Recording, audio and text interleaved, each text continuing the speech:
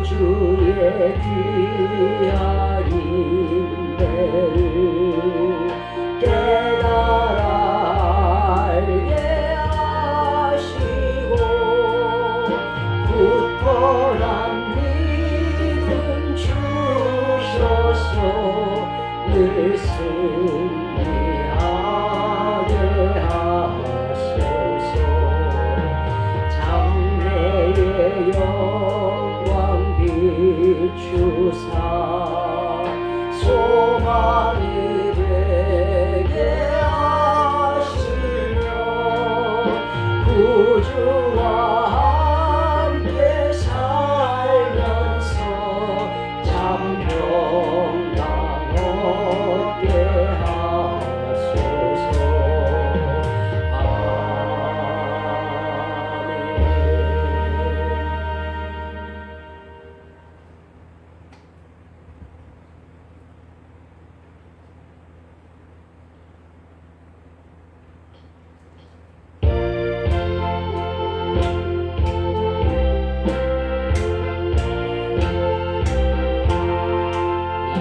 몸의 소망 무엔가 우리 주 예수뿐일세. 우리 주 예수밖에는 믿음이 아주 없도다. 굳건한 반석 주시니 그 위에 내가 서리라. 그 위에 내가 서리라. 무섭게 바람 부는 밤 물결이 높이 설렐 때 우리 주 크시늘에 소망의 낯을 주리라. 굳건한 반석이시니 그 위에 내가 서리라. 그 위에 내가 서리라. 세상에 있던 모든 것 무너질 그날 되어도 구주의 언약 믿사와 내 소망 더욱 크리라. 굳건한 반석이시니 그 위에 내가 서리라. 그 위에 내가 서리라. 바라던 천국 올라가 하나님 전에 볼때 구주의 의를 힘입어 어여시 앞에 서리라. 굳건한 반석이시니 그 위에 내가 서리라. 그 위에 내가 서리라. 사도신경으로 신앙고백 올리겠습니다. 전능하사 천지를 만드신 하나님 아버지를 내가 믿사오며 그 외아들 우리 주 예수 그리스도를 믿사오니 이는 성령으로 잉태하사 동정녀 마리아에게 나시고 본디오 빌라도에게 고난을 받으사 십자가에 못 박혀 죽으시고 장사한 지 사흘 만에 죽은 자 가운데서 다시 살아나시며 하늘에 오르사 전능하신 하나님 우편에 앉아 계시다가 저리로서 산자와 죽은 자를 심판하러 오시리라. 성령을 믿사오며 거룩한 공예와 성도가 서로 교통하는 것과 죄를 사하여 주시는 것과 몸이 다시 사는 것과 영원히 사는 것을 믿사옵나이다. 아멘.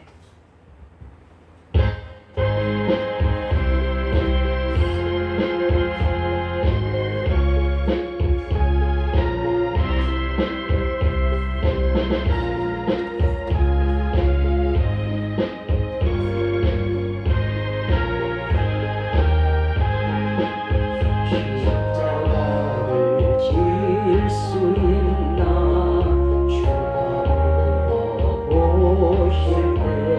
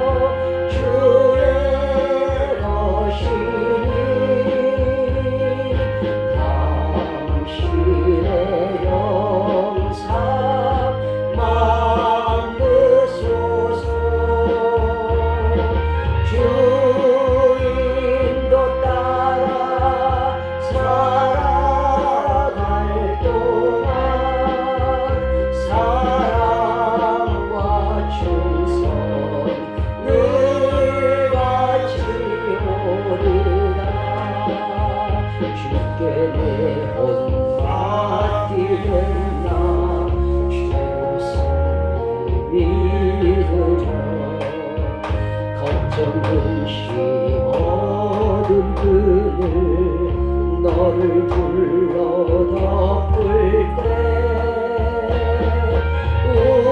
우리의 심령 주의 것이니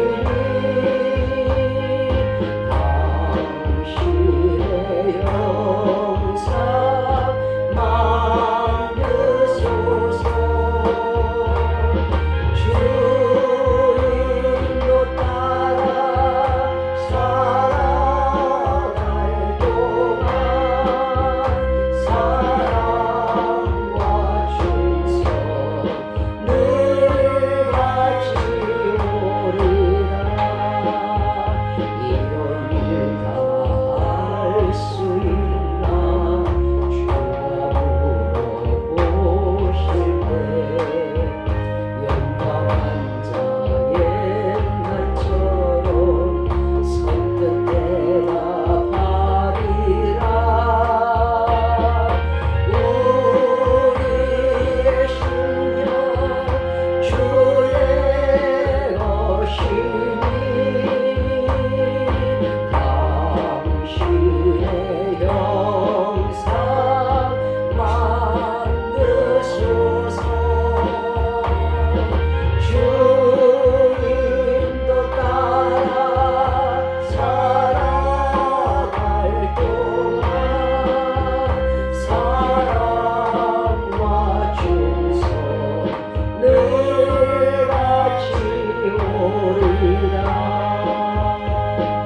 아멘. 오늘 우리들에게 주신 말씀입니다. 신약성경 202면 사도행전 9장 1절로부터 9절까지 되겠습니다. 사도행전 9장 1절로부터 9절입니다. 제가 가진 성경 신약성경 202면이 되겠습니다. 사도행전 9장 1절로부터 9절까지입니다. 사도행전 9장 1절로부터 9절 제가 가진 성경은 202면 신약성경 202면이 되겠습니다. 사도행전 9장 1절로부터 9절이 되겠습니다. 사도행전 9장 1절로부터 9절입니다. 자, 찾으신 줄 알고 신약성경 202면입니다. 찾으신 줄 알고 제가 먼저 사도행전 9장 1절을 읽겠습니다. 사울이 주의 제자들을 대하여 여전히 위험과 살기가 등등하여 대제사장에게 가서 다메섹 여러 회당에 가져갈 공문을 청하니 이는 만일 그 도를 따르는 사람을 만나면 남녀를 막론하고 결박하여 예루살렘으로 차오려 합니다.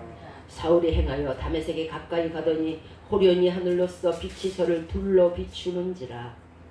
땅에 엎드려져 들음에 소리가 있어 이르시되 사울아 사울아 네가 어찌하여 나를 박해하느냐 하시거늘 대답하되 주여 니시오니까 가라사대 나는 네가 핍박하는 예수라. 너는 일어나 시내로 들어가라 네가 행할 것을 네게 이를 자가 있느니라 하시니 같이 가던 사람들은 소리만 듣고 아무도 보지 못하여 말을 못하고 섰는지라. 사울이 땅에서 일어나 눈은 떴으나 아무것도 보지 못하고 사람의 손에 끌려 다메섹으로 들어가서 같이 읽겠습니다. 시작. 사흘 동안을 보지 못하고 식음을 전폐하니라. 아멘.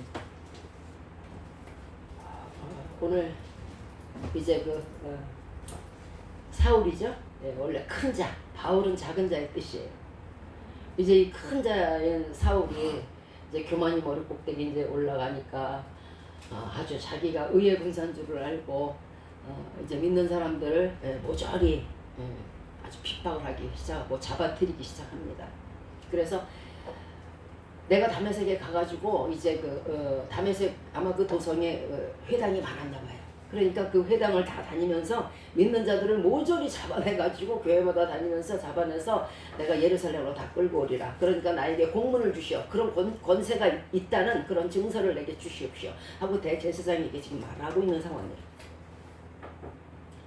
바울이 율법으로는 바리새인이요 너무도 율법에 대한 아주 심취되어 있는 그런 사람이고 열심으로는 교회를 핍박하기를 아주 마치 아주 타고난 사명인 것처럼 최대의 사명인 것처럼 그렇게 해갖고 교회를 핍박하는데 앞장서고 있었어요.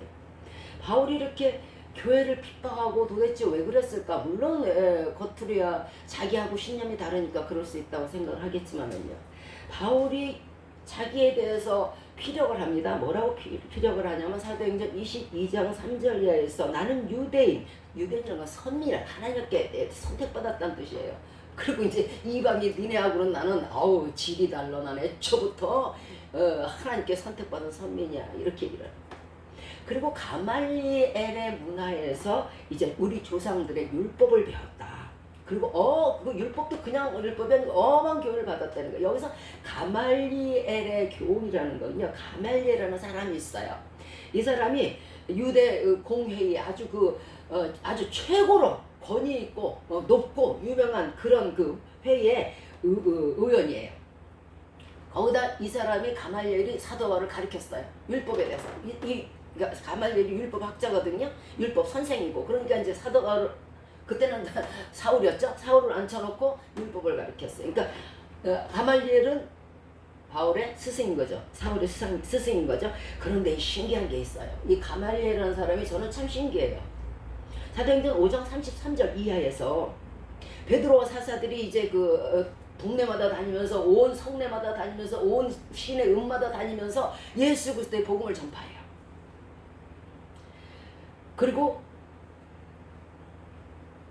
예수 그리스도의 복음이 막 전파되고 사람들이 들썩이니까 그 다음에 어떤 상황이 벌어져요? 대제사장들이 자기의 밥줄이 위태로운 거예요. 왜 사람들이 다 글로 가서 예수 그리스도의 복음을 받아들이니까 자기네가 하는 율법이 씨가 맥히질 않아.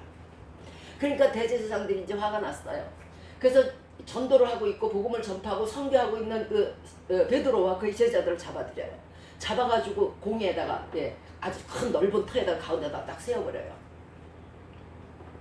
그런데 그 전에 쳐 죽이고 싶었어요. 사실은 돌로 쳐서 죽이든 뭐를 해서 죽이든 죽이고 싶었는데 만약 그러면은 사람들이 자기네들을 돌로 도리려 칠까봐 왜 선한 사람들 왜 내가 지금 예수 그리스도 복음을 들으려고 하는데 니네가 그러냐 할까봐 죽이지는 못하고 끌어다가 공의 가운데다 놓은 거예요.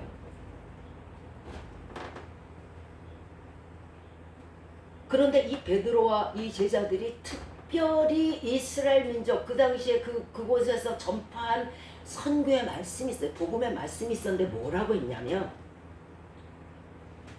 거기에 이제 대제사장들도 있고 쟤네들이 무슨 말 하나 이러고 막 듣고 있고 막 꼬투리를 잡으려고 그러고 있잖아요. 근데 거기다가 담대하게 전도를 했어요. 뭐라고 전도했냐면 너희가 나무에 매달아 죽인 예수를 우리 조상의 하나님이 살리셨다.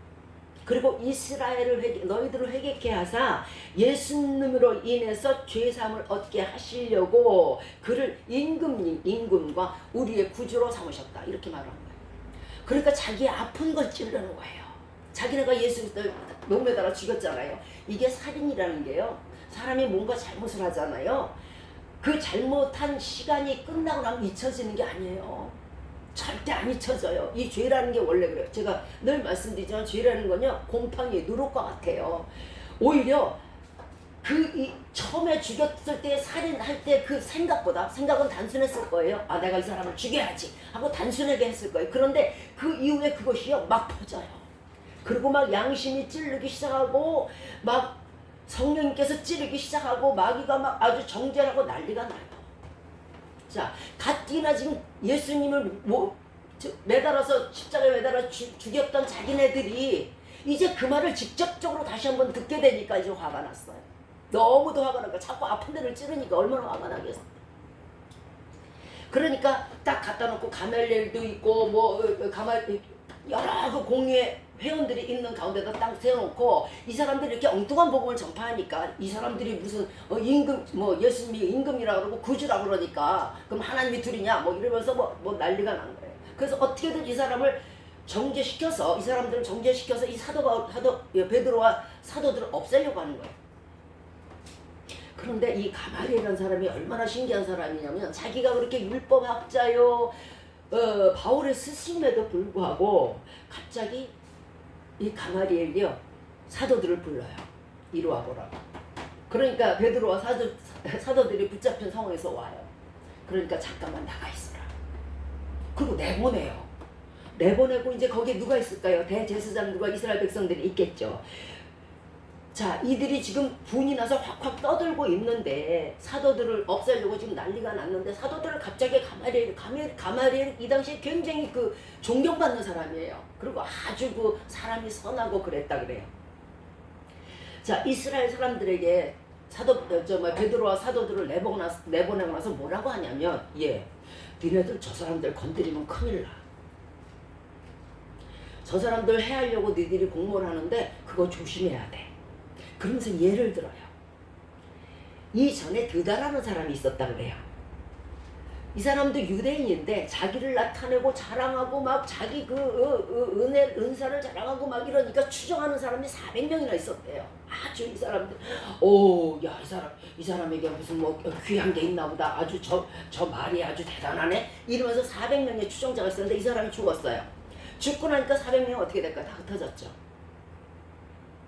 그러면서 가마리엘이 이 드다의 예를 들면서 그 이스라엘 백성에게 그렇게 얘기를 하는 거예요. 만약에 하나님 나라에서 오지 아니한 것 같으면 저들의 복음은 이 드다처럼 싹 없어질 것이고, 만약에 하나님께로부터 온 것이면 너희가 하나님하고 싸워서 너희가 당할 수 있겠느냐? 오히려 너희가 하나님께 죄를 득죄함이 된다는 거예요. 그러니까 건드리지 말아라. 이렇게 편을 들어요. 그 외에도 또 갈릴리 사람 유다라는 사람도 많은 사람들을 꼬이고 많은 사람들 엉뚱한 그 말로서 꼬였다가 또 그 사람도 죽고 그들의 추종자들도 다 흩어짐을 또 예를 들어요.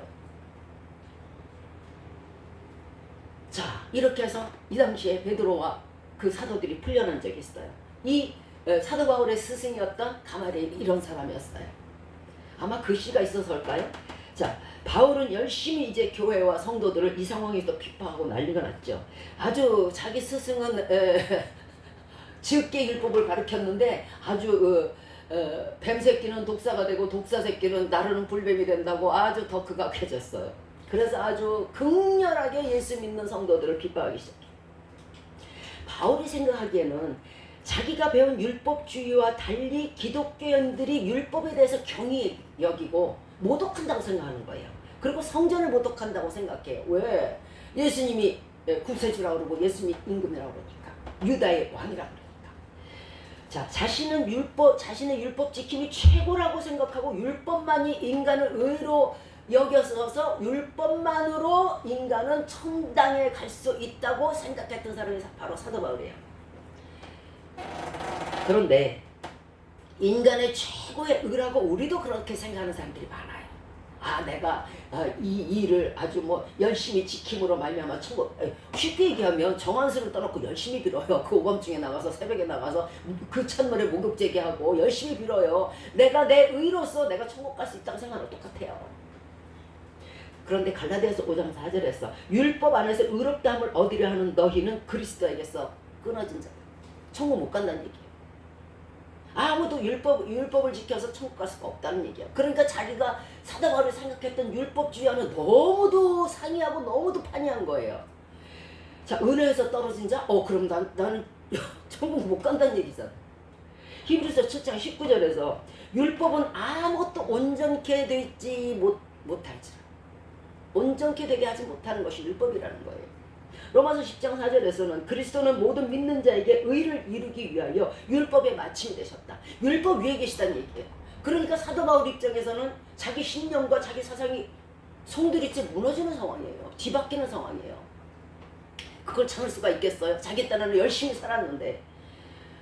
지금도 많은 사람들이 그렇잖아요. 우상을 숭배하면서 내가 이렇게 열심히 빌면은 내가 구원 얻으리라. 내가 열심히 빌면은 우리 자녀들이 복을 받으리라. 내가 열심히 빌면은 내가 병 고침을 얻으리라고 생각하고 있겠지만요. 그 생각과 신념들이 바뀌어져야 된다는 얘기예요. 왜? 율법의 마침이 되시는 예수 그리스도요. 모든 원수마귀, 악한 것들에, 그러니까 인간을 가난하게 하고 병들게 하는 모든 악한 것들의 머리를 깨트리신 분은 예수 그리스도밖에 없기 때문에 그래요. 자기들 스스로 머리 터지게 싸운 게 아니란 말이에요. 그러니까 아무리 그쪽에다가 우상을 숭배하면서 열심히 빌고 목욕제를 해도 소용이 없어요. 왜 그리스도만이 온 율법에 마침이 되실까? 그것은 율법을 지키는 자가 그 하나라도 100가지 1000가지 10,000가지 중에 그 하나라도 어기면요 그 온 율법이 어겨지는 거기 때문에 이것도 누를 것 같아요. 하나의 죄를 지면요 율법을 하나를 못 지키면 나머지는 다 쓸모가 없어지는 거예요. 또 지키는 사람 자체가 온전치 못하기 때문에 잠을 자야 되죠. 죽기도 할 수 있잖아요. 그럼요. 그러면 온전한 예수님만이 율법의 마침이 되는 것이요 인간은 율법의 마침이 될 수가 없어요. 야고보서 2장 10절에서 누구든지 율법을 지키다가 그 하나에 거치면 모두 범한 자가 된다. 지키려면 제대로 지켜야 되는데 인간은 1000가지 10,000가지 제대로 지킬 수가 없다는 얘기예요. 자, 그 예로서 하나님께서 좁쌀을 조의 얘기를 들으셨어요. 그러면 그 좁쌀을 다 세워서 주느냐? 예. 그러면 배추를 농사를 지어서 거기서 11조를 들어야 된다 그러면 그 배추에 무게를 달아야 돼, 포기를 달아야 돼. 아니 뭐 좋은 거를 뭘 어떻게 해야 되는 거예요? 율법은 지킬 수가 없어요, 인간이요. 갈라디아서 5장 18절에 너희가 만일 성령에 인도하는 바가 되면 율법 아래 있지 아니하니라. 이 무슨 뜻이냐면 예수님을 믿고 성령님을 선물로 받고 성령의 인도하심 따라서 저가 예수 그리스도 안에서 예수 그리스도의 말씀을 듣고 살아가면은 예수님과 함께하면은 너희가 율법 아래 있지 아니하다. 왜 율법을 이기시고 율법에 마침되시는 분은 예수님이니까. 이제 율법 아래 있지 아니함으로 율법이 너희를 정죄치 못한다는 얘기야. 10,000가지 1000가지 다 너 제대로 너 못 지켰지 너 그때 너 100가지는 잘했는데 101번째 가서 너 틀렸지 너. 이랬을 때 예수님이 그것을 감싸주신다는 거예요. 자, 율법에서의 해방을 말씀한 것이 바로 예수님이셨어요. 그런데 사도 바울이 생각하기는 기가 막힌 거예요. 자기는 율법만이 최고예요. 율법만을 지켜야만 천국 간다고 천국에 간다고 생각을 하고 있는데 갑자기 웬 이상한 복음이 나타나가지고 율법 위에 율법을 이기신 분, 율법의 마침이 되시는 분이 예수님이라고 하니까 이건 자기가 그러니까 이 사람에게는 율법이 하나님이었지. 자기가 믿는 그 율법에 대한 그 기가 막힌 숭배 사상이 무너지는 상황이에요. 그러니까 이 사람이 화가 나가지고 의분으로서 그 스데반 집사님이 죽을 때에 거기에 동참을 했어요. 자, 이제 사도 바울은 다메섹으로 가기 위해서 본격적으로 이제 기독교인을 박해하기 시작합니다. 그리고 대제사장에게 가서 내게 공문을 주십시오. 다 잡아들일 수 있도록 내게 권세를 주세요. 바로 이 소리예요. 물론 남녀하고 결박해서 이제 예루살렘으로 끌어올 수 있도록 내게 권세를 주십시오. 자, 그런데 이제 사도 바울이 이 당시 사울이 갑니다. 그런데 도상에서 다메섹을 앞에 놓고 도상에서 예수님을 만나게 돼. 부활하신 예수님을 만나는데 지금까지의 사상 딱 만나자마자 지금까지 사상과 신념과 그 모든 생활과 그의 모든 삶이 여기서부터 온전히 변화된 거예요. 완전히. 대변화가 일어났어요. 그래요. 이제는 뒤돌아서서 누구보다 충성되이 누구보다 열심히 누구보다 그 열심을 가지고 누구보다 정말 충성되이 하나님의 일을 해요. 오늘 말씀의 주제가 바로 이거예요. 우리도요. 예수 그리스도를 만나고 예수 그리스도를 믿고 예수 그리스도를 만나고 예수 그리스도를 믿는다고 하면 우리가 변화가 돼야 된다는 얘기예요. 우리의 신념이 변해야 되고 우리의 사상이 변해야 돼요. 사도 바울처럼. 그런데 그대로 갖고 있어요. 그대로. 자, 무슨 일이 벌어졌다 하면은 무조건 세상적으로 생각하고 무슨 일이 벌어졌다 하면은 내가 여태까지 해왔던 관습대로 하고 또 누가 이렇게 하라 그러면 그렇게 하고 저렇게 하라면 저렇게 하고 주라는 거 예수 그리스도가 홀로 주인이 되어야 되고 주가 되어야 되는데 여러 가지 신념들이 여러 가지 법들이 우리들에게 존재한다는 거예요. 사도 바울은 예수 그리스도를 만나면서 이게 온전히 변화가 되고 완전히 자기의 신념에서 돌아섰음에도 불구하고 우리는 그렇지 않다는 얘기. 엄청나게 많은 나의 신념들을 가지고 있고 사상들을 갖고 있어요. 그리고 그걸 버릴 생각들을 안 해요. 내가 화내면 화내는 대로 분내면 분내는 대로 집어던지고 싶으면 집어던지는 대로 먹고 싶으면 먹고 자고 싶으면 자. 전혀 변하지 않아요. 당신이 변하지 않는 거는 괜찮아요. 그런데 당신이 변하지 않으로 말미암아 하나님께서 영광이 가려지게 되고요. 우리가 예수 믿는 자로서 우리가 변하지 않으면, 이 사도 바울처럼 이렇게 깨져서 변하지 않으면요, 믿는 자들이 적어질 수밖에 없어요. 사도 바울이 많은 사람에게 전도하고 많은 교회를 세운 이유는요, 이가 완전히 깨어지고 완전히 그 신념과 사상에서 세상 것을 배설물로 여기고 돌아섰기 때문에 그런 거예요. 많은 영혼들을 구원하고 싶으십니까? 먼저 내가 자아가 깨어져야 돼요. 내가 사도 바울처럼 변해야 돼요. 그렇지 않고 옛날 그대로 있다 그러면 그건 예수 믿는 게 아니에요. 예수님 아는 거지. 아는 것으로는요, 율법 주의자들과 똑같아요. 아, 내가 예수님을 아니까 천국 간다. 내가 의를 율법을 지켰으니까 천국 가다. 똑같은 소리예요. 예수 그리스도를 바로 알지 않고 예수 그리스도를 바로 깨닫지 않고 예수 그리스도가 내 안에, 내가 예수 그리스도 속에 있지 아니하면 안 되는 거예요. 안 되는 거예요. 수박 겉핥기식으로는 안 되는 거예요. 지금 예수 믿지 않는 사람들은 이제 예수 믿고 지금까지의 불신과 불신의 신념, 나 죽어, 내가 죽으면 죽었지, 내 목에 칼이 들어도 난 예수는 안 믿어. 무슨 일이 여러분에게 있었는지 나는 알지 못하지만, 무슨 원망이 여러분에게 있는지 알지 못하고, 무슨 불만이 있는지 알지 못하지만은, 아무리 그 불만이 합당하고 그 원망이 합당하고 해도 아까 말씀을 드렸듯이 하나님께서 온 것이고 하나님께서 이루어진 것이고 하나님께서 심으신 것이고 하나님께서 행하신 것이면 하나님을 결코 우리는 대적할 수가 없어요. 열면 닫을 자가 없고 닫으면 열 자가 없는 게 하나님이에요. 하나님과 대적해서 무슨 좋은 영화를 보겠어요. 오히려 득죄할 뿐이에요. 죄의 죄가 더할 뿐이에요. 이제 그 불신의 신념에서 돌아서시기 바래요. 인간은요, 결코 하나님을 대적할 수가 없어요. 그 머리가 깨어지는 일밖에 남은 게 없고 산산이 부서지는 것밖에 남은 게 없어요. 왜 죽으려고 하시고, 왜 깨어지려고 하시고, 왜 불타려고 하시고, 왜 분해되려고 하시냐고요. 내가 내 영혼을 내가 사랑하지 않으면 누가 당신을 위해서 사랑할 겁니까? 예수 믿지 않는 사람들은요, 그 불신의 신념을 버리세요. 불신의 사상을 버리세요. 뿌리 깊이 박혀있는 그 악함을 버리세요. 거기에서 변화받아야 돼요. 사도 바울이 지금까지도 우리 할아버지 할머니 이름은 아무라물해도 증조 할아버지는 아예 이름도 모르지만 사도 바울은 우리 가슴속에 살아있잖아요. 이게 생명이에요. 이게 생명이에요. 우리 가슴속에 영원히 살아있잖아. 이게 진정한 별이에요. 하늘의 별이 아니고 진정한 스타란 말이에요. 생명의 별. 왜 이렇게 돼야죠? 이것은요, 네가 변화받았기 때문에 그렇게 된 거예요.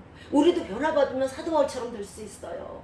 영원히 우리 후대에 당신들의 이름이 지워지지 않고 영원히 기억될 수 있어요. 사람들에게 그렇게 기억될 때는 하나님께서는 모르시겠어요? 하나님께서 기억하시고 하나님이 축복하시니까 인간이 이렇게 알게 되는 거잖아요. 하나님께서 사도 바울을 귀히 여기시니까 우리도 귀히 여기게 되는 거잖아요. 우리가 죽어도 이름은 남겨야죠. 선한 이름을. 자, 이제 예수 믿지 않는 사람들은 그 불신, 뿌리 깊은 불신의 사상에서, 신념에서 변화받아야 될 거예요. 그리고 또한 예수 믿는 사람들은 예수님을 아는 것에 그치지 마세요. 아는 것에 그치지 마세요. 제가 기도를 하면요, 우리 강아지 중에 하나가 자기도 좀 안아달라고 허건나를 다리를 벅벅 긁어요. 그리고 찬송할 때 소리를 내면은요, 자기도 하고 그래요. 아는 거하고요, 깊이 믿는 건 다른 거예요. 깨달은 건 다른 거예요. 체험신앙은 다른 거예요. 예수님을 만나야 돼요. 사도 바울은 지금 성경을 몰라요? 성경 다 알아요. 그런데 체험이 없었단 말이에요. 예수님을 직접 만나지 못했단 말이에요. 그런데 예수님을 직접 담에서 도상에서 만나고는 그가 변화받은 거예요. 예수님을 만나야 변화받아요. 그러면 어떻게 만나야 될까? 나를 버리면 돼요. 내 신념과 사상을 버리세요. 내 자아를 버리세요. 그럼 예수님 만나면 무서워서 어떡하지?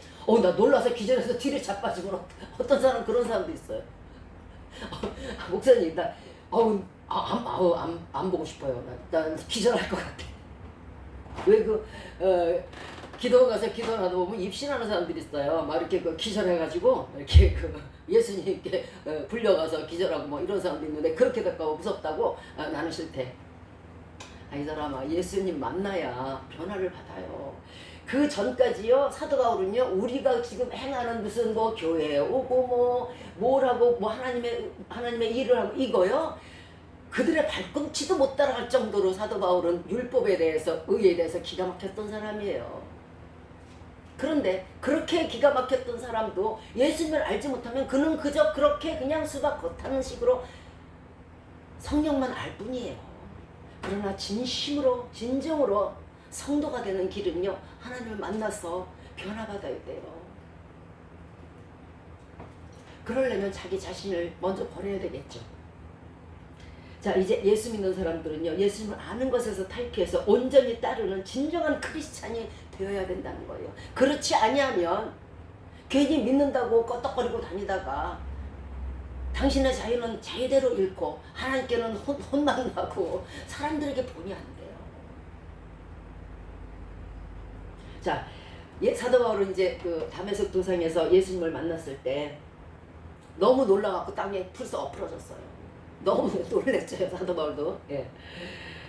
그래서 이제 예수님이 가신 뒤에 땅에서 일어나서 눈을 뜨고 이제 땅에서 일어나려고 하는데 눈이 안 보여요. 아무것도 안 보여요. 그 성에 뜬 눈이 하나도 안 보여요. 눈이 떴는데 눈이 보이지 않는 거예요. 그러니까 걸을 수가 없어요. 그러니까 옆에 갔던 사람들이 그를 부축해가지고 이제 담에서 도성으로 들어와요. 딱 들어갔는데 아무것도 보지 못하고 그러다 보니까 식음을 전파하게 되고 3일 동안 아무것도 먹지 못해요. 사흘 후에 예수님께서 그 다메섹 도성 안에 아나니아라는 사람이 있어요.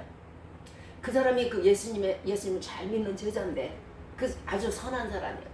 그 사람에게 예수님이 가서 말씀을 하세요. 이제 사도 바울에게 가서 네가 안수해서 그를 다시 보게 하고 그의 사명을 내가 알려주리라 말씀하세요.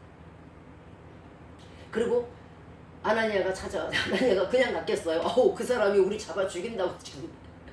그런데 예수님께서 가라 그러시니까 갔어요. 가서 안수를 해서 그가 눈에서 비늘 같은 것들이 막 떨어지면서 보게 됐어요.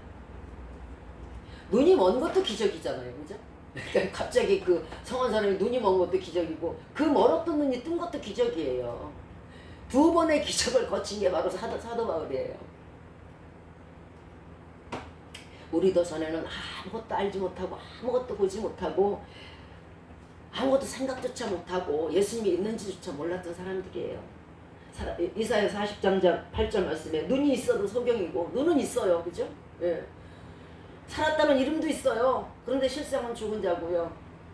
귀가 있어도 귀머거린 자였어요. 우리들은 지금 그럴 거예요. 나는 지금 보고 듣고 다 듣고 다 생각하고 다 알고 있다 이렇게 말씀하고 있을 때 예수님은요 우리를 보면서 그렇게 말씀하실 거예요.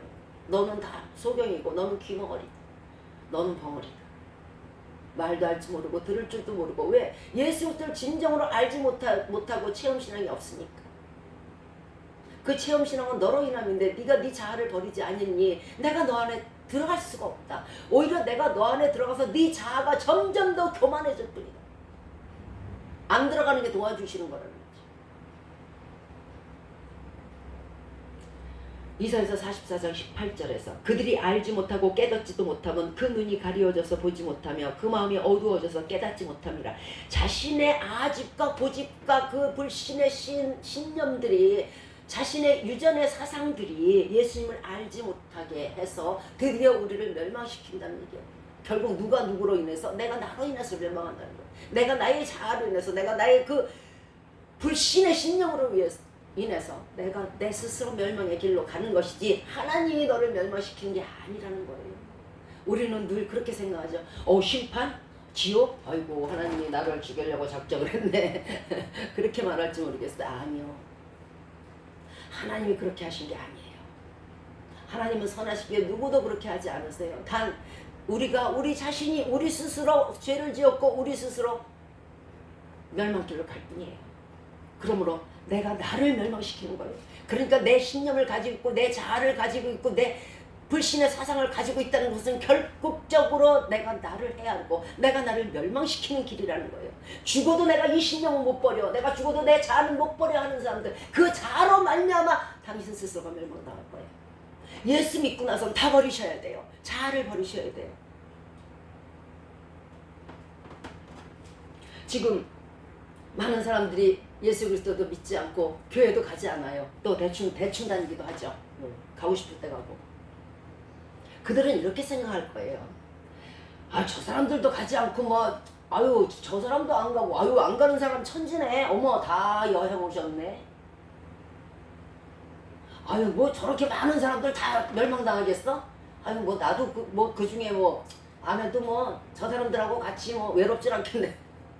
이렇게 생각할 거예요. 그죠? 마태복음 7장 13절에서 좁은 문으로 들어가라. 멸망으로 인도하는 문은 크고 그 길이 넓고 그리로 들어가는 자가 많고 생명으로 인도하는 문은 좁고 그 길이 협착하고 찾는 이가 적으니라. 협착하다는 얘기는요, 몹시 좁고 험하다는 뜻이에요. 예수 믿는다는 길이, 내 자아를 버리고 예수님을 영접하고 예수님과 함께하는 길이요, 좁고 험해요. 그러니까 그 속에서 알아요. 예수 지금 대충 믿는 사람들은요, 그 길을 알기 때문에, 협착하다는 걸 알기 때문에, 험하다는 걸 알기 때문에, 고생스러운 걸 알기 때문에 대충 믿으려고 하는 거예요.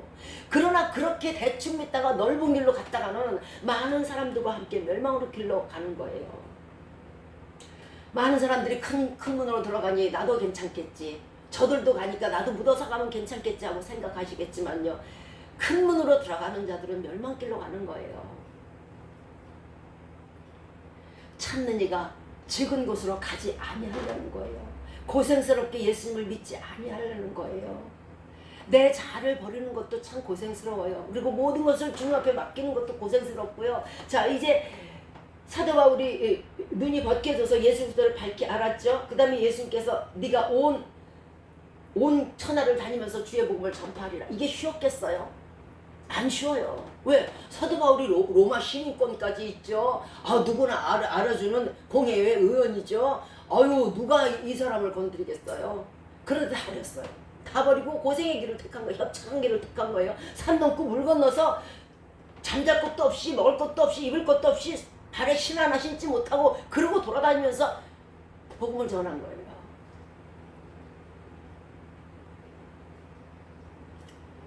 내가 예수 그리스도 믿고 그러면 변화가 받았는지 안 받았는지 어떻게 할까요?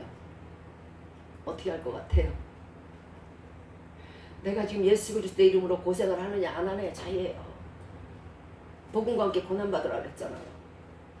그런데 내가 지금 예수 그리스도 믿고 등 따시고 배부르다? 주의 일을 하나도 하지 않는다? 하나도 난 어려운 길을 가기 싫다? 난 대충 교회 다닐 뿐이고, 그것도 아주 바쁜 일 있으면 안 가고, 즐거운 일 있으면 안 가고, 여행 갈 땐 안 가고. 목사님 아시지요?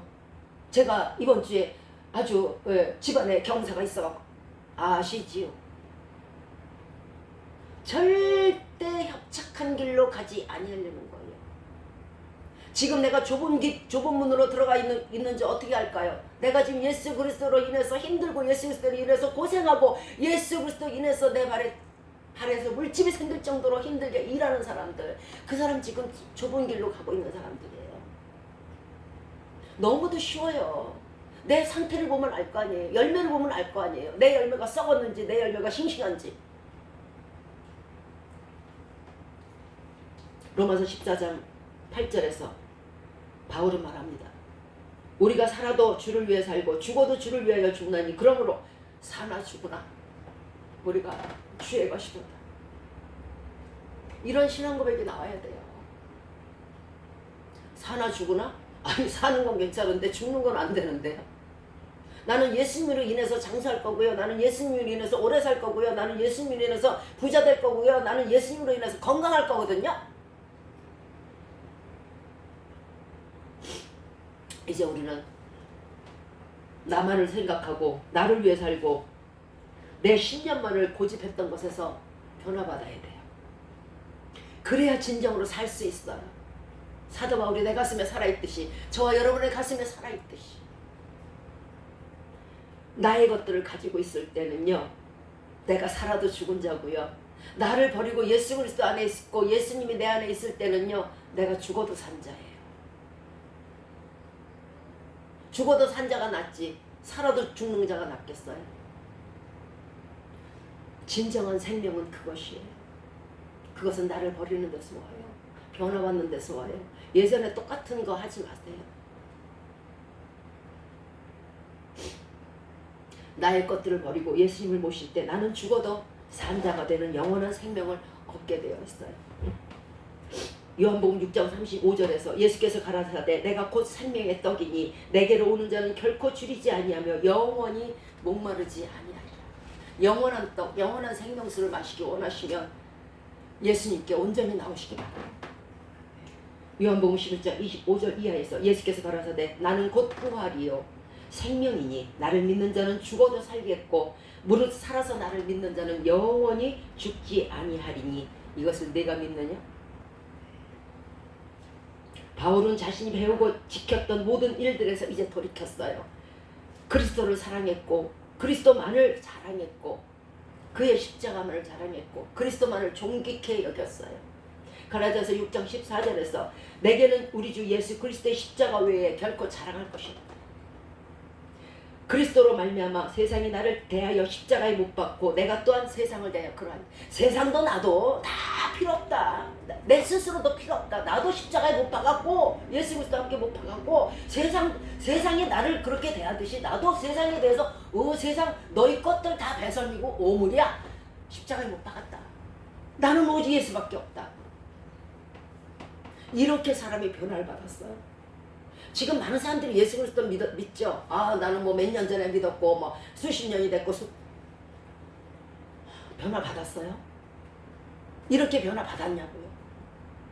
내가 자랑할 것은 하나도 없고 예수님뿐이 없고 나는 이제 죽어도 예수님과 함께 살고 살아도 예수님과 함께 살고 나는 세상 것이 다 싫어.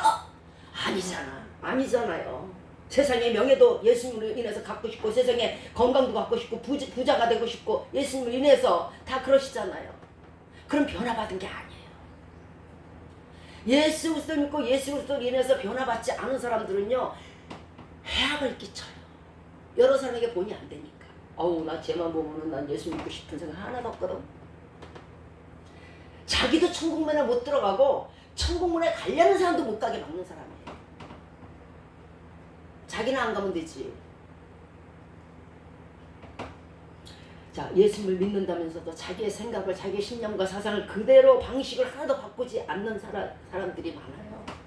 사도 바울은 갈라디아서 1장 14절에서 조상의 유전에 대해서 자기는 더욱더 열심히 여긴 사람이었다고 말을 해요. 유전이라는 것은요 끼쳐 내려오는 것들을 말해요. 사람의 유전 뭐 또는 그 높은 사람들 장로들 막 이런 사람들의 유전 이대로 지켜라 이대로 해라 이대로 해야 된다 이런 것들. 예. 자, 그래서 제사를 지내고 때가 되면 무덤 앞에서 뭐 태우고 뭐 음식 갖다 놓고 뭐 술 갖다 붓고 그러잖아요. 이런 것들을 주님께서는 뭐라 하시냐면 세상의 유전, 조상의 유전, 장로들의 유전, 뭐 죽은 사람들의 유전에 대해서 심취한 사람들, 그것을 지키는 사람들에 대해서 베드로전서 1장 18절에서 이렇게 단정을 지어버렸어요. 너희가 알거니와 너희 조상들의 유전한 망령된 행실에서 구속된 것은 망령된 행실. 그걸 망령되다 그래요. 그런데 우리는 이런 망령된 행실, 옛 조상의 구속에서 유전을 이어 내려오는 것들, 그것들을 받는 것에서 우리를 구속했다, 구원했다는 말씀이세요. 주님은 이러한 유전들을 망령된 행실이라면서 말씀하시면서 이 망령된 행실들에 대해서 우리를 구속하셨다 하십니다. 왜냐하면 망령된 행실하면 그것이 결국 멸망의 길로 치닫는 것이 되니까요. 이 유전에 대해서 이제 그 바리새인들이 예수 그리스도의 제자들이 이제 밥을 먹게 됐어요. 떡을 먹게 됐는데 손을 씻지 않고 먹는 거예요. 그런데 이들의 유전은 그렇지 않았어요. 이 바리새인들의 유전은요. 떡 먹기 전에 꼭 손을 씻어야 된다는 거예요. 그런데 예수님의 제자들이 그런 거에서 탈피를 했으니까 예수님이 계시니까 씻지 않고 손으로 떡을 먹었어요. 그랬더니 장로들이 예수님께 몰려가고 제자들을 어떻게 가르친 거냐. 세상에 저 사람들이 손을 씻지도 않고 장로들의 유전을 범하면서 우리 조상들의 유전을 범하면서 저 사람들이 떡을 그냥 맨손으로 먹었다. 그러면서 뭐 난리가 난 거예요. 그때 예수님이 말씀하세요. 그러면 너희는 내 부모를 공경하라고 하나님이 분명히 말씀하셨는데 이 당시에 고르반이라는 게 있어요. 고르반이 뭐냐면요. 부모님께 그 삶의 그 물질을 드리는 대신에 하나님께 드리면 그걸로 삭제됐다고 생각하는 거예요. 이걸 고르반이라고 그래요. 대신 드리는. 그러니까 예수님 하나님께 드렸으니까 내가 이제 더 이상 부모에게 줄 것이 없다 이거예요. 그러면 결과적으로 어떻게 돼요? 십계명을 어겼잖아요. 그럼 유전을 어긴 거죠. 내 부모를 공경하라는 걸 어겼잖아요. 너희는 그렇게 그 율법을 잘 지키면서 손 하나 안 씻은 것 같고 그 난리를 치면서 정작 너희는 네 부모를 공경하지 않냐고 하나님께 헌금 드렸다고 그걸로 부모에게 드리는 것을 제하려고 하느냐? 그럼 너희는 십계명을 어겼잖아. 이렇게 예수님께서 반박을 하셨어요. 유전이라는 것은요. 자꾸 무엇을 이렇게 해야 된다 저렇게 해야 된다 우리 머릿속에도 많잖아요. 가만 있어봐. 내가 지금 돈이 떨어졌지. 어떻게 대출을 받지? 어떻게 어디 가서 꾸지? 무엇을 어떻게 하지? 무엇을 어떻게 하지? 이거 다 유전에 속해요. 내 사상과 신념들이 다 유전에 속하는 거예요. 유전으로 자꾸 우리가 내려오는 그 모든 것들이요. 하나님 말씀을 피하게 돼요. 그게 불효의 방편으로 삼았듯이 돈을 아끼는 불효의 방편으로 고르반을 삼았듯이 우리 역시도 하나님께 더욱더 가지 못하게 하는 우리 속에 많은 유전들이 있어요. 지켜야 될 것들. 뭐 우리 조상이 얘기했고 우리 부모가 얘기했고 뭐가 어쩌고 나의 철학. 자신이 파릇파릇 살아서 자신이 생각한 대로 살아가는 사람들. 구원만으로 감사해야 될 지경에 그 구원조차 원망으로 여겨 살아가는 사람들이 얼마나 많은지 몰라요. 예를 들어볼까요? 물에 빠진 자 건져놓으니까 보따리 내놓으라 그래요. 제가 어떤 분의 전화를 받았어요. 내가 지금 이렇고 뭐 내 아들도 그렇고 내 딸도 그렇고 내 뭐 사업도 그렇고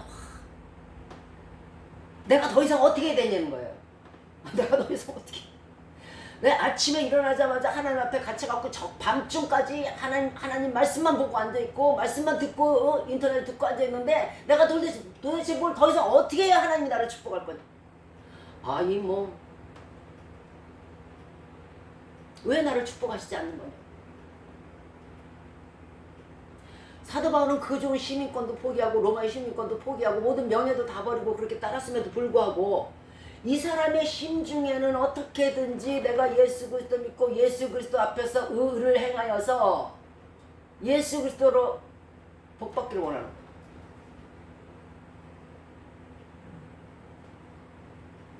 그러나 예수 그리스도 앞에서 의를 행하는 것까지는 좋지만 복은 바라지 마세요. 구원만으로 감사하세요. 그런 사람에게 복이 와요. 내가 이 의를 행했으니까 복을 주시겠지 하는 건 안 돼요. 이 2절에서 딱 끝쳐야지 9절까지 가면 안 되는 거예요. 그러면 어떻게 될까요? 예수 그리스도의 입장에서는 네가 그것 때문에 나 앞에서 그렇게 의를 행했구나? 네가 그래서 그랬구나? 속보여. 그러지 마세요. 딱 그치세요. 구원만으로. 빌립보서 3장 8절에서 모든 것을 잃어버리고 배설물로 여김은 그리스도를 얻고 그 안에서 발견되려 하니 예수 그리스도만이 나를 알아주기 원하고 예수 그리스도만을 내가 품기를 원하고 예수 그리스도만을 사랑하기 원하는 나머지는 다 배설물로 여겼대는데 우리는 다 배설물이 아니고 그것들이 다 거름으로 보이면 잘못된 거예요.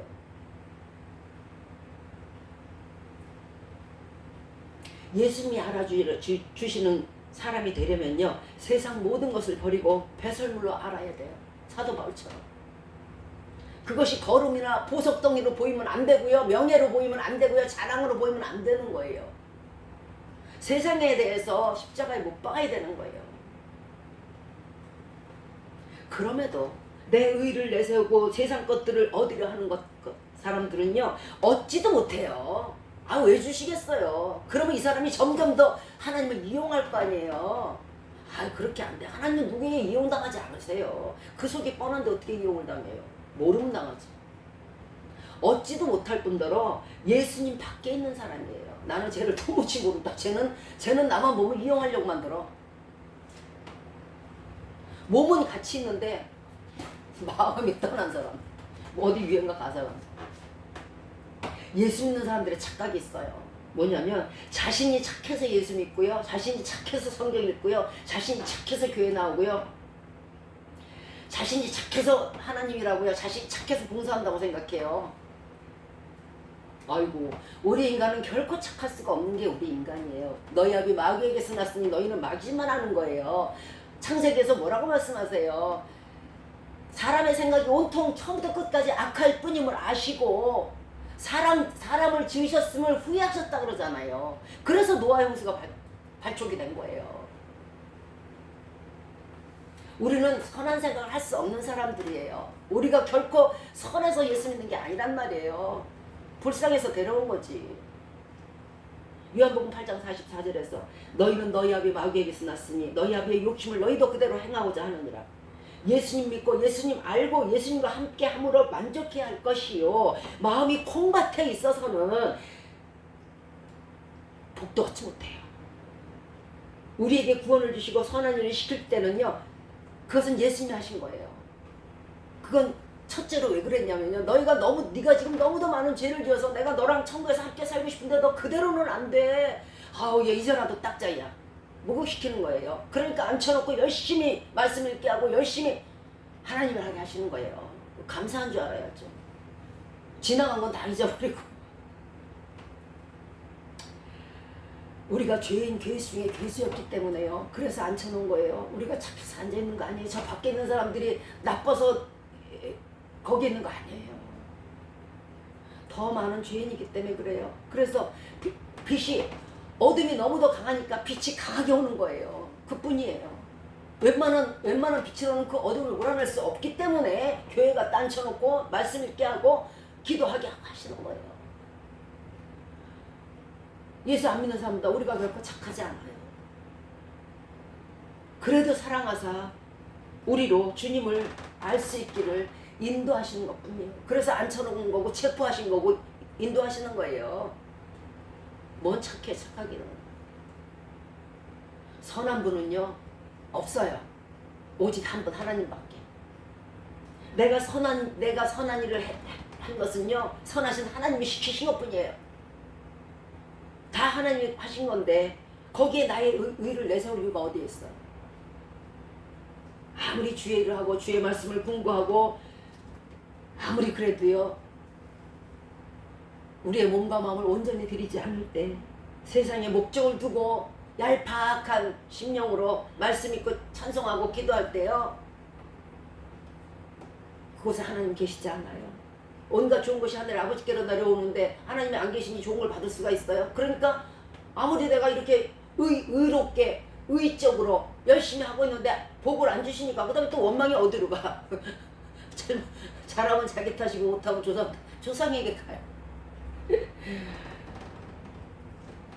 자, 하나님의 일은 그저 괴로울 뿐이고 힘들고 지칠 뿐이고 몸 따로 마음 따로 있으면 이렇게 돼요. 몸과 마음이 합쳐지면요 그 일들이 이 변화를 받게 되면은요 하나님이 주시는 모든 일들이 아무리 힘들고 괴로워도요 그렇게 기쁠 수가 없어요. 제가 예전에 교회를 다닐 때 아주 작은 교회였어요.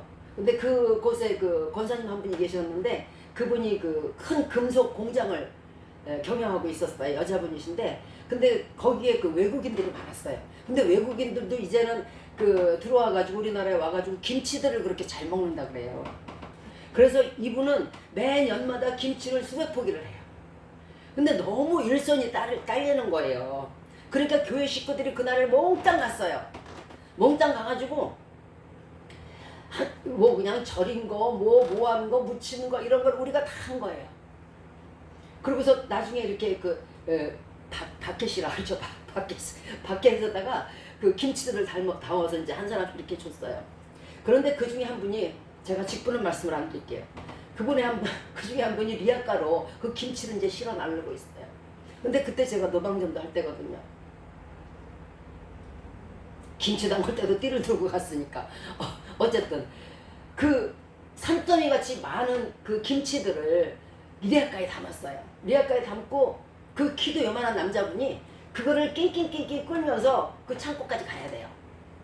그런데 가시면서 잠깐 쉬는데 제가 그 앞에 서 있었나 봐요. 그랬더니 이분이 저에게 뭐라고 말씀을 하시냐면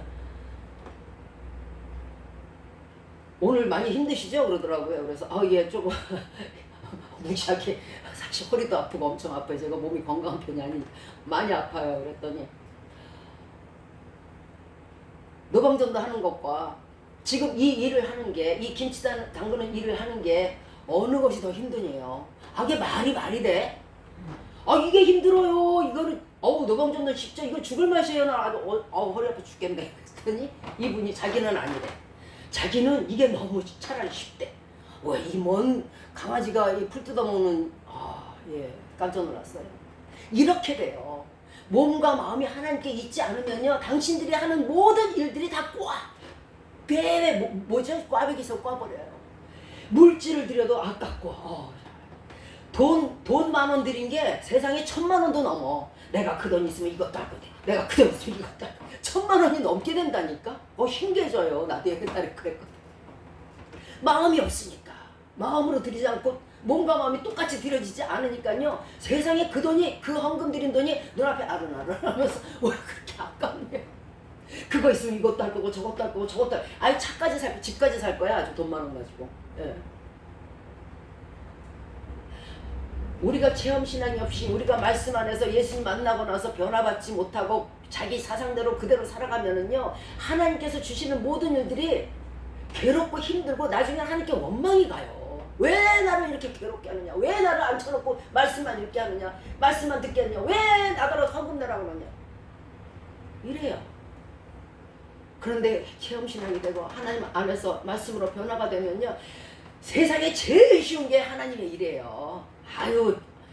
천리를 가래도 가고 만리를 가래도 가고요 하루 종일 다녀도요 걸어가도 피곤치 않고요 곤비치 않아요. 뛰어가도요 독수리에 날개치며 올라가던 기력을 늘 주시고 세임을 주시기 때문에 그래요. 세상 일할 때는 그렇게 펄떡펄떡 뛰면서 하나님만 일만 한다고 그렇게 괴로워한다 그러면 이게 체험이 없어서 이게 변화받지 않아서 그래요. 몸을 안 들이고 마음을 안 들여서 그래요. 어거지 춘향이죠. 어거지 춘향. 자, 몸과 마음이 따로 있지 아니하는 그런 신부에게 누가 반지를 주겠어요? 그러니까 누가 복을 주겠냐고. 나랑 결혼합시다 해요? 결혼해야 천국 갈 거 아니야. 예수님하고 결혼해야. 안 줘요. 몸만 있지 몸도 억지 춘향으로 이러고 앉아있지. 괴로워 하면서 힘들어 하면서 마음을 들이지 않으면 안 되는 거예요.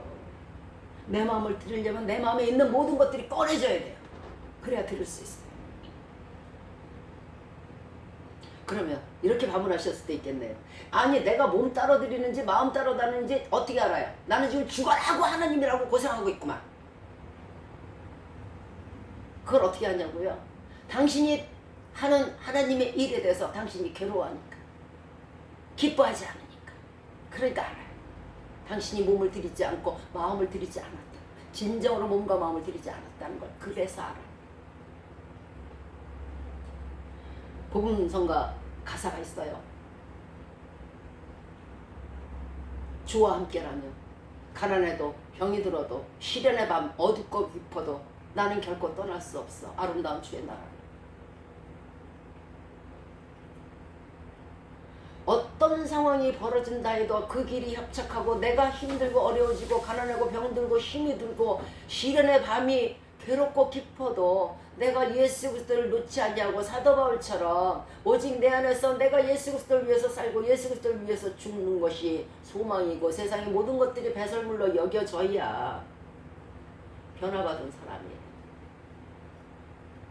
귀하게 하나님의 일을 하려고 하나님께서 우리를 부르셨잖아요. 사도 바울을 부르신 것처럼 담에서 도상에서 부르셨으면 어차피 주의 일에 대해서 순복을 해서 해야 될 거라면 우리 마음이 변화를 받아서 온전한 영광을 주님 앞에 드려야 된다는 것이에요. 그렇지 않으면 찬양도 힘들어요. 말씀 한 장 읽는 거 반 장 읽으면 졸려요. 기도 5분도 못해요. 괴로워. 변화받지 않고 하나님의 일을 하는 거는요, 성령 없이 일하는 거나 똑같기 때문에요. 그 길과 삐끄덕 끝내는 어떻게 될까요? 부러져요.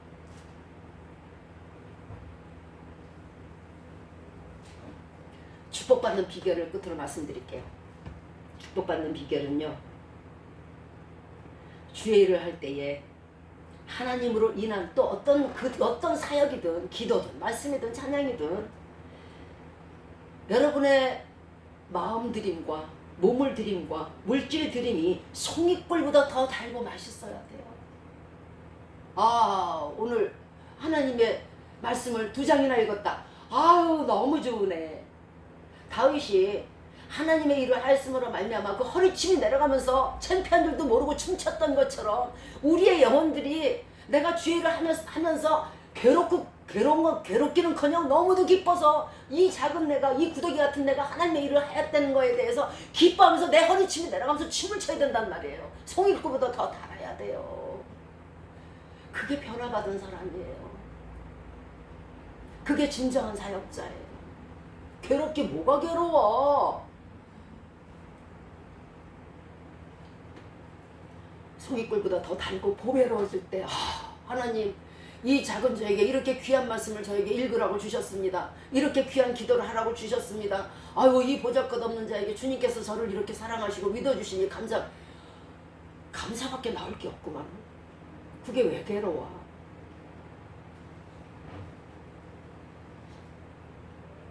이럴 때 복을 받는 거예요. 얘가 진짜 내 일을 하면서 이렇게 기뻐하니 내 눈에서 어찌 눈물이 안 나랴. 눈물을 지으신 자가 어떻게 더 울지 않겠어요. 얘가 지금은 괴로워야 되거든. 힘들어야 되거든. 그런데 아니라는 거야. 하나님, 나는 너무 기뻐요. 이 작은 자가 주의 일하는 게 너무 기뻐요. 이제 내가 살아있는 그런 모습을, 진정한 모습을 발견한 것 같아요. 너무 기뻐요. 그 신앙 고백이 나와야 된다고요. 아우, 벌써 주일이네. 교회 가야지. 아우, 얼마를 가져가야 되지?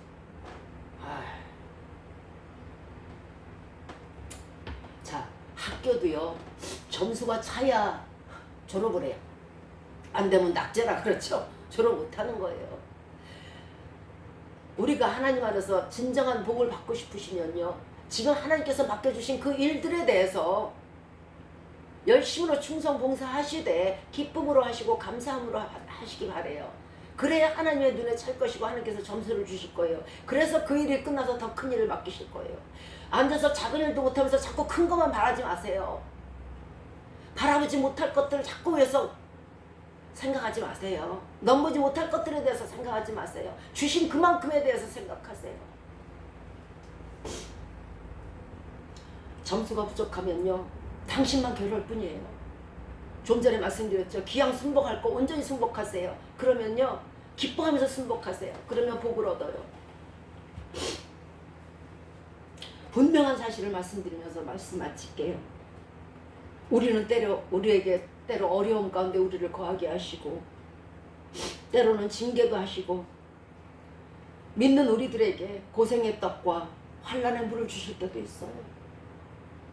또 지팡이와 막대기로 우리를 인도할 때도 있어요. 때로는 치시고 때로는 달래시기도 해요.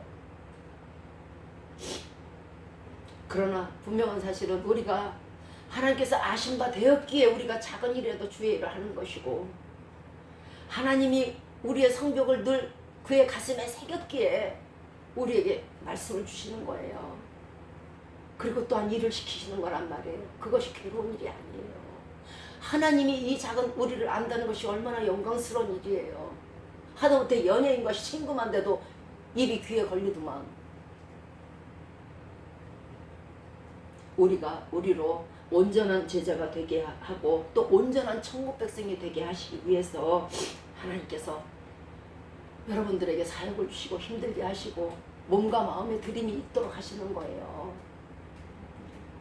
주님을 향한 여러분들의 수고가 결코 헛되지 아니할 것이며 천국에서 영광스러운 면류관으로 그 빛을 발하시는 여러분들이 되시기를 예수 그리스도 이름으로 축원드리겠습니다.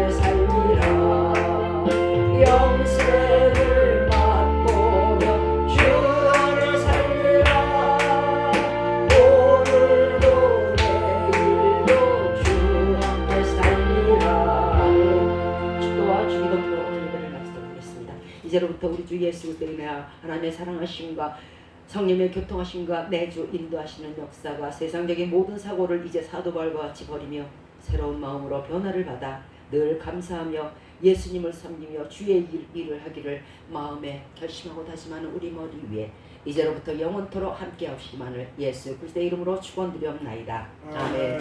하늘에 계신 우리 아버지여, 이름이 거룩히 여김을 받으시오며 나라의 마옵시며 뜻이 하늘에 쓰인 것 같이 땅에서도 이루어지이다. 오늘날 우리에게 일용할 양식을 주옵시고 우리가 우리에게 죄 지은 자를 사하여 준 것 같이 우리의 죄를 사하여 주옵시고 우리를 시험에 들게 하지 마옵시고 다만 악에서 구하옵소서. 대개 나라와 권세와 영광이 아버지께 영원히 있사옵나이다. 아멘.